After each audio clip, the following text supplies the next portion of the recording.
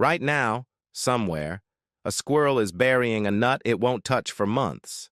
It has no calendar, no memory of last winter, no word for spring, and yet there it is, preparing for a future it supposedly can't even imagine.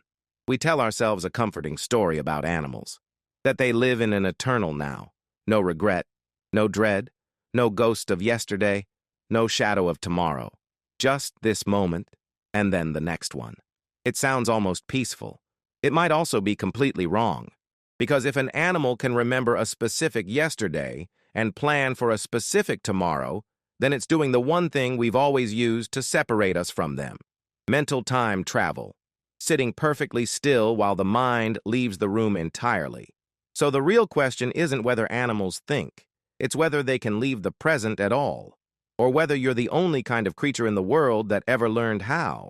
Let's start with what scientists actually mean when they say an animal is stuck in time. In the 1980s, a memory researcher named Endel Tulving drew a line that still defines the whole debate. He argued there are two completely different kinds of remembering. One is just knowing a fact. You know Paris is a city. You don't have to relive the moment you learned it. The other is stranger. It's re-entering a moment. Feeling yourself back in your childhood kitchen, the specific afternoon, the specific light through the window. Tulving called that mental time travel, and he was convinced only humans could do it. Around the same time, an even eerier idea took hold: the Bischoff-Kohler hypothesis. It said something that, if true, is almost claustrophobic: that an animal can only want what it wants right now. A lion with a full stomach cannot picture being hungry tomorrow. It's sealed inside its current craving, unable to plan for a version of itself it isn't yet. If that's right, animals don't just live in the present, they're imprisoned in it. For decades, that was the consensus. Animals were biological machines running on instinct and reflex, reacting to whatever was in front of them, with no real yesterday and no real tomorrow. And then a small blue-gray bird quietly took the whole theory apart. In 1998, a researcher named Nicola Clayton was watching scrub jays, birds that hide food and dig it back up later. Nothing unusual about that. Squirrels do it. But she noticed something the squirrels don't seem to do. The jays weren't just hiding food, they seemed to remember exactly what they'd hidden, where they'd hidden it, and how long ago. So she built a test. She let jays cache two things: worms, which they love, but which rot fast, and peanuts, which they like less, but which last. Then she made them wait. When the wait was short, the jays raced straight back for the worms. But when she stretched the wait long enough for the worms to spoil, the jays didn't even check. They went directly for the peanuts. They knew the worms would be ruined by now, not from looking, from remembering. What, where, and when. That isn't instinct. That's the memory of a specific event, tagged to a specific time. The exact ability Tulving swore was ours alone. But remembering the past is only half of time travel. The harder half is the future. Looking backward is one thing. Planning forward for a need you don't even feel yet is the wall Bischoff-Kohler said no animal could ever climb. In 2007, the same lab climbed it. They put jays in a setup with 2 rooms. Every morning in one room, the birds reliably got breakfast. In the other, they got nothing. Hungry and stuck there with no food. The birds learned the pattern cold.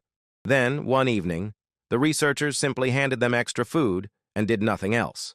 No cue, no hunger, just a full belly and a free choice. The jays carried food into the room where breakfast never came. They stockpiled it there. For a hunger they would not feel until the next morning, in a place they weren't even standing in yet, they prepared. A bird was quietly providing for its own future self. Now there's a version of this where we're fooling ourselves. Squirrels bury nuts, too, and nobody thinks a squirrel is sitting there contemplating December. That's hardwired instinct, blind and automatic, no mental time travel required. So maybe the jays are the same. Maybe evolution just built a very good machine, and we're the ones projecting a mind onto it. It's a fair objection, except instinct is rigid, and these birds were anything but. They adjusted to spoilage rates they had never encountered before. They planned for a specific room they had only just learned about. Instinct doesn't improvise. These birds improvised constantly, and it isn't only birds. In 2006, researchers handed bonobos and orangutans a special tool that could unlock a treat, then took both the tool and the treat away.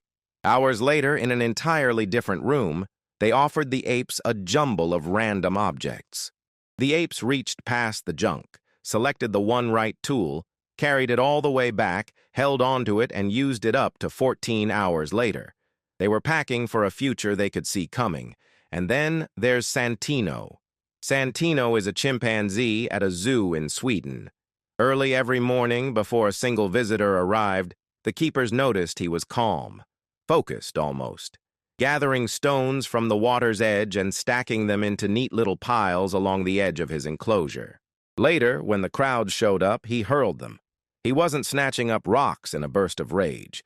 He was arming himself hours in advance, while completely calm, for an anger he did not feel yet. When scientists documented it in 2009, it genuinely disturbed people. Because that, planning your future while sitting in a totally different emotional state, was supposed to be the one thing that belonged only to us. And if the future is unsettling, the past is heavier. Elephants return to the bones of their dead, sometimes years later, and touch them, turn them over gently, stand with them in a kind of silence. A dog surrendered at a shelter will sit and wait at the door. A creature with no real yesterday should feel none of this. And yet something in these animals is clearly holding on to what used to be there and now isn't. But here's the part science still can't touch. There's a difference between having a memory and reliving one. Your dog might know, in some sense, that you left. The real question is whether, in some quiet moment, it feels itself back at that door, the way you can feel yourself back inside a room you once loved and lost. Tulving had a name for that inner, first-person kind of time travel. Autonoetic consciousness. Being present at your own past. Actually re-experiencing it. Not just filing it away. We can prove an animal remembers. We can prove it plans. What we cannot do is climb inside and find out whether any of it feels like anything.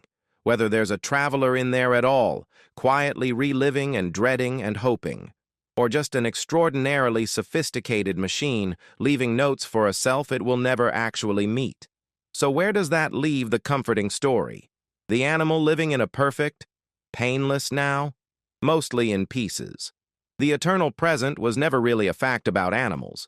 It was a wish about them. A hope that they were spared the two things that hurt us the most. Regret and dread. The looking back and the looking ahead. The whole weight of time.